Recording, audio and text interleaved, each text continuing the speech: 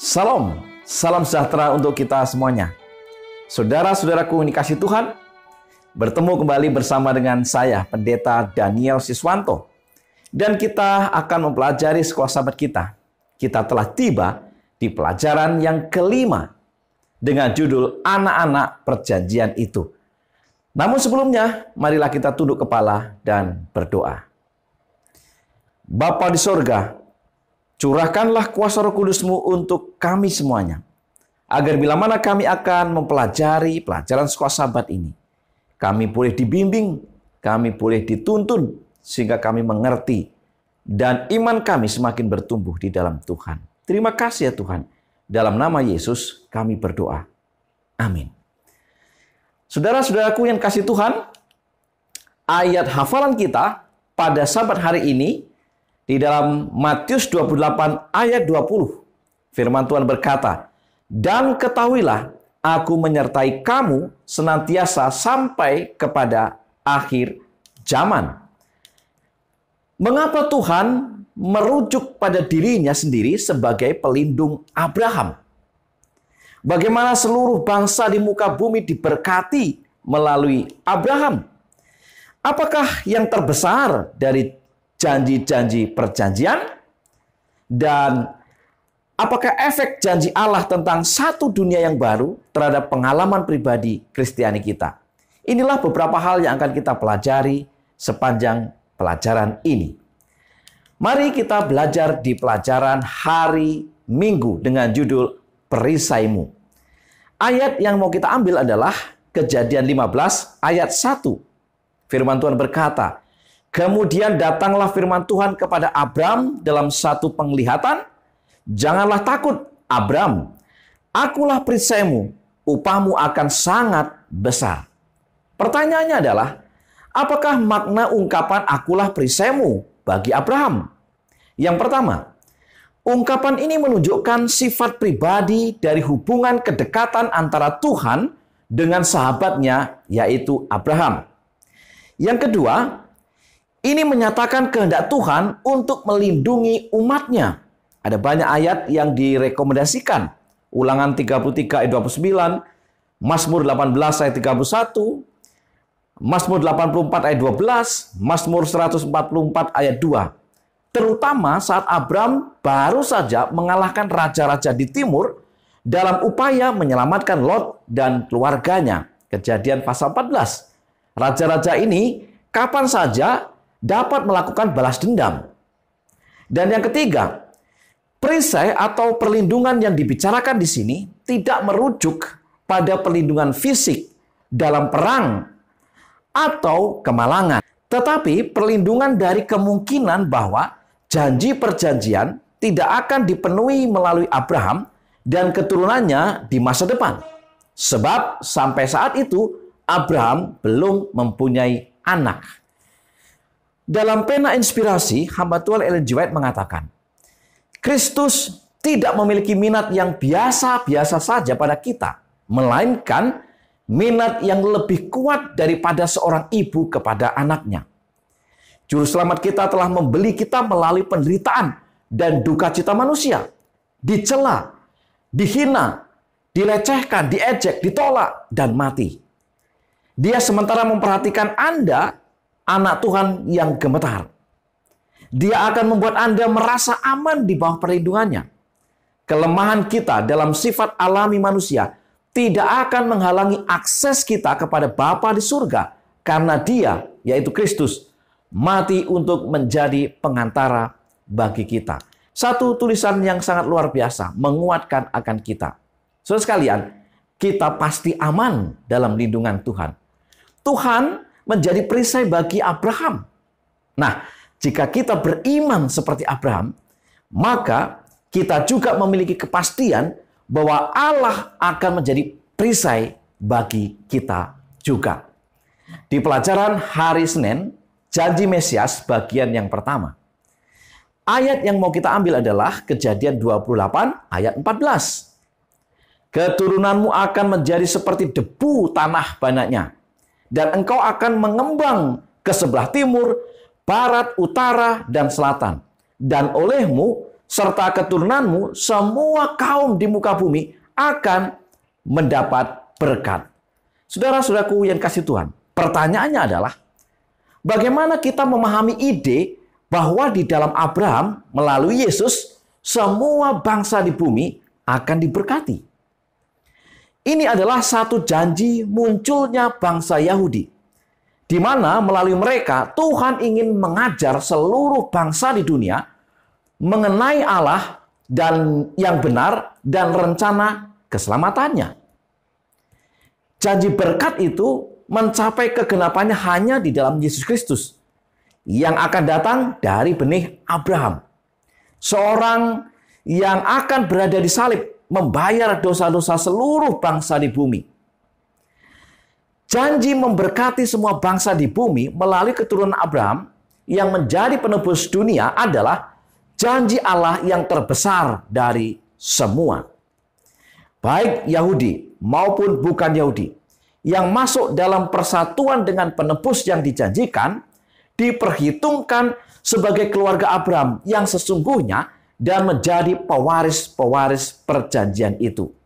Sebagaimana tertulis di dalam Galatia 3 ayat 8 sampai dengan 9 dan ayat 27 sampai 29. Dan itu adalah janji kehidupan kekal dalam lingkungan tanpa dosa di mana kejahatan, rasa sakit, penderitaan tak akan pernah bangkit lagi. Nah, ketika Yesus berada di Bukit Zaitun, memandang ke kota Yerusalem, ia menangisinya. Karena mereka telah menolak akan penebusnya. Saatnya nanti kota itu akan dibinasakan. Yesus mengucapkan selamat tinggal kepada Yerusalem yang memberontak.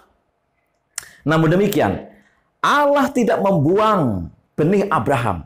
Semua orang yang beriman kepada Kristus tetap diperhitungkan sebagai benih Abraham dan akan menjadi pewaris hidup kekal. Galatia 3 ayat 29, firman Tuhan berkata, dan jikalau kamu adalah milik Kristus, maka kamu juga adalah keturunan Abraham dan berhak menerima janji Allah. Di pelajaran hari Selasa, janji Mesias bagian yang kedua. Saudara-saudaraku yang dikasihi Tuhan, kejatuhan Adam menghasilkan dalam manusia paradigma yang baru tentang kejahatan. Keturunan Adam menjadi berpenyakitan dengan kecenderungan alami dan bermental memberontak terhadap kedaulatan ilahi. Lebih dari 1.500 tahun yang lalu, Agustin menulis tentang kondisi manusia sebagai berikut. Yang pertama, jika sebuah kehidupan penuh dengan penyakit yang luar biasa, tepatnya disebut sebuah kehidupan, faktanya adalah sejak dari permulaannya, umat manusia yang fana adalah satu ras yang dihukum. Ini menurut Agustin. Yang kedua, pikirkan tentang jurang kebodohan yang mengerikan dari mana semua kesalahan mengalir dan menelan anak-anak Adam dalam satu kolam gelap yang tidak seorang pun dapat melepaskan diri tanpa kerja keras dan air mata serta ketakutan. Satu kehidupan yang sangat buruk. Kemudian, yang ketiga, kecintaan kita untuk perkara-perkara yang terbukti begitu sia-sia dan beracun dan melahirkan begitu banyak sakit hati, masalah, kedukaan, dan rasa takut. Dan yang keempat, kegembiraan yang menggila, yang menyukai pertentangan, perkelahian, peperangan, pencurian, penipuan, perampokan, dan berbagai jenis kejahatan mengerikan lainnya. Bahkan dosa-dosa terhadap agama, pelanggaran terhadap hal-hal yang suci dan kemurtatan, penghujatan dan sumpah palsu, serta berbagai penyakit yang tak terhitung jumlahnya yang memenuhi dunia, tetapi lepas dari perhatian. Inilah catatan Agustin 1.500 tahun yang lalu tentang kondisi manusia. Saudara-saudaraku yang kasih Tuhan, di masa kini, hanya sedikit yang berubah tentang manusia dari yang ditulis oleh Agustin lebih dari 1.500 tahun yang lalu, yaitu kerinduan manusia untuk satu kelepasan, merindukan pemulihan yang segera. 1 Tesalonika 4 ayat 16 sampai dengan 18. Di Nazaret Adam kedua, yaitu Kristus, memulai pelayanannya yang rendah hati di dunia yang jatuh dan rusak ini. Berbeda dengan kesempurnaan Firdaus, di mana Adam telah gagal. manusia Allah ini yang dicobai dalam segala hal berhasil menghindar dari kejahatan dosa. Kejadian 3 ayat 15, 1 Korintus 10 ayat 13, 1 Korintus 15 ayat 21 sampai dengan 22, Ibrani 4 ayat 15 sampai dengan 16. Kita bersyukur betapapun kerasnya situasi kita sekarang, masa depan itu cerah. Tetapi itu hanya oleh karena apa yang Allah lakukan bagi kita melalui kehidupan, kematian, kebangkitan, dan pelayanan imam besar Yesus Kristus. Kegenapan utama dari janji perjanjian yang dibuat kepada Abraham bahwa melalui keturunannya semua bangsa di bumi akan diberkati. Melalui Kristus, kegenapan janji itu akan digenapi. Thomas Brown menulis, untuk menikmati kebahagiaan yang sesungguhnya, kita harus berjalan ke suatu negeri yang sangat jauh, bahkan di luar diri kita sendiri. Kebahagiaan sesungguhnya hanya ditemukan di dalam Yesus Kristus. Di pelajaran hari Rabu, satu bangsa yang besar. Ayat yang mau kita ambil di dalam Kejadian 12 ayat 2. Aku akan membuat engkau menjadi bangsa yang besar dan memberkati engkau serta membuat nama masyhur dan engkau akan menjadi berkat. Tuhan tidak hanya berjanji kepada Abraham bahwa melalui dia semua bangsa di bumi akan diberkati. Tuhan juga berkata bahwa dia akan menjadikannya bangsa yang besar. Mengapa Tuhan mau membuat satu bangsa istimewa dari keturunan Abraham dan apa tujuannya? Kejadian 18 ayat 18, Kejadian 46 ayat 3. Ada 3 tujuan yang dibuat. Yang pertama, Allah bermaksud menarik perhatian bangsa-bangsa di dunia kepadanya melalui kesaksian bangsa Israel. Melalui berkatnya kepada mereka, kebahagiaan, kesehatan, dan menjadi umat yang kudus. Yang kedua, bangsa-bangsa lain akan melihat bahwa bangsa Israel keturunan Abraham menunjukkan berkat yang menyertai mereka itu melalui penurutan kepada kehendak pencipta. Dan yang ketiga, seluruh penduduk dunia akan ditarik untuk menyembah Allah yang benar. Yesaya 56 ayat 7. Perhatian semua manusia akan tertuju kepada Israel, Allah mereka, dan Mesias Juru Selamat dunia yang nyata di tengah-tengah mereka. Tulisan Ellen G. White dalam seri Membina jilid 5, halaman 222. Anak-anak Israel harus menduduki segenap bidang yang telah ditetapkan Allah kepada mereka. Bangsa-bangsa yang menolak berbakti dan melayani Allah yang benar harus diusir, tetapi adalah merupakan maksud Allah bahwa dengan pernyataan tabiatnya melalui bangsa Israel, manusia akan ditarik kepadanya. Undangan Injil harus disampaikan ke seluruh dunia melalui pengajaran dari hal upacara persembahan korban. Kristus harus ditinggikan di hadapan bangsa-bangsa dan semua orang yang akan memandang kepadanya akan hidup. Seperti yang Tuhan ingin lakukan melalui keturunan Abraham, Ia juga ingin melakukan hal yang sama melalui kehidupan umatnya dan gerejanya di masa kini. Apakah kita menyadarinya? Renungkan ayat berikut ini, 1 Petrus 2 ayat 9. Tetapi kamulah bangsa yang terpilih, imamat yang rajani, bangsa yang kudus, umat kepunyaan Allah sendiri, supaya kamu memberitakan perbuatan-perbuatan yang besar dari Dia, yang telah memanggil kamu keluar dari kegelapan kepada terangnya yang ajaib. Apakah kita menyadarinya? Kita adalah bangsa yang kudus, umat kepunyaan Allah. Saudara-saudaraku yang dikasihi Tuhan, di pelajaran hari Kamis, membuat namamu masyhur. Kejadian 12 ayat 2, firman Tuhan berkata, Aku akan membuat engkau menjadi bangsa yang besar dan memberkati engkau serta membuat namamu masyhur dan engkau akan menjadi berkat. Berbeda sekali dengan para pembangun kerajaan yang hebat dan sombong di dataran Sinear, yaitu Nimrod dan orang-orangnya. Kejadian 10 ayat 8 sampai dengan 10. Kejadian 11 ayat 2. Abraham menghindari untuk memuliakan diri sendiri. Meskipun Allah telah berjanji untuk membuat namanya masyhur. Nimrod adalah contoh pemimpin politik sekuler dari dunia pasca air bah. Sementara Abraham adalah contoh pemimpin rohani yang kuat. Nimrod berusaha membuat dirinya sendiri masyhur, tetapi Tuhan yang membuat nama Abraham masyhur. Ketika Tuhan berkata kepada Abraham bahwa dia akan membuat namanya masyhur, dia tidak mengatakan dengan cara yang seperti dunia bicarakan untuk membuat seseorang menjadi terkenal. Konsep dunia untuk menjadi masyhur adalah menjadi bintang, ahli politik, seniman, hartawan, dan lain-lain sebagainya. Nah, itulah konsep yang ada di dunia ini. Dan itu berbeda dari apa yang diterima oleh Abraham. Pertanyaannya adalah, apa yang membuat nama seseorang masyhur di mata Tuhan?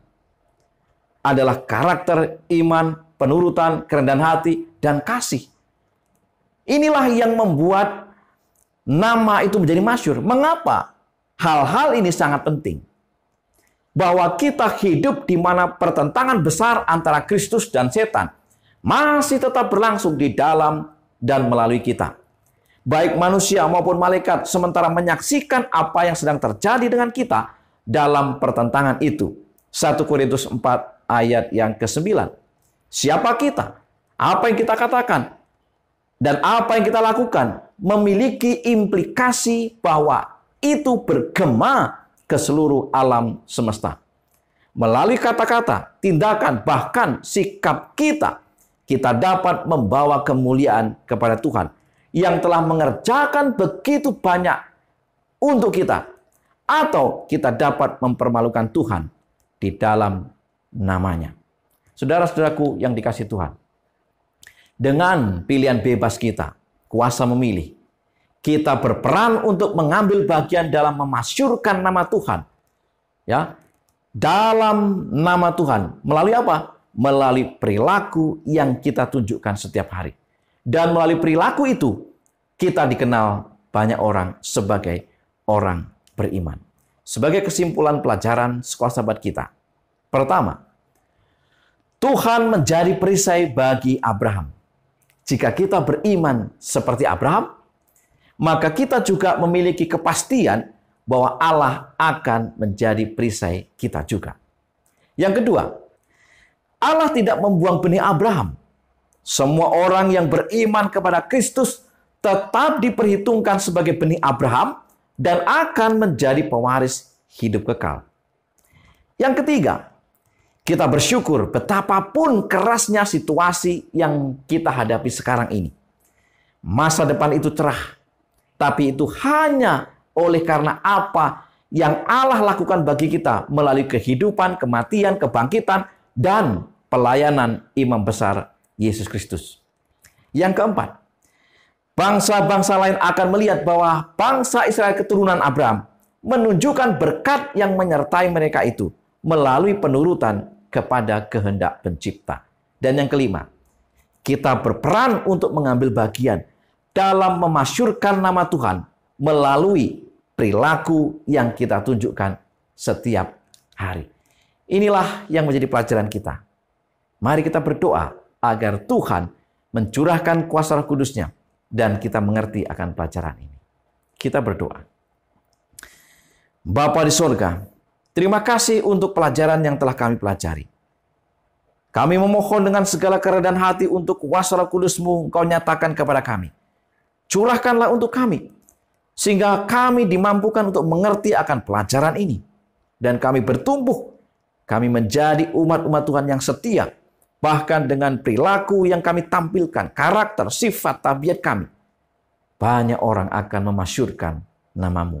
Terima kasih ya Tuhan, ampunilah dosa-dosa kami. Dalam nama Yesus kami berdoa. Amin.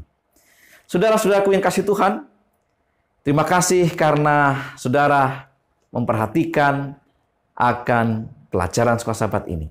Mari kita terus belajar. Dan bila mana video ini memberkati saudara, bagikanlah untuk yang lain. Selamat belajar. Selamat Sabat. Tetap semangat. Tuhan memberkati kita.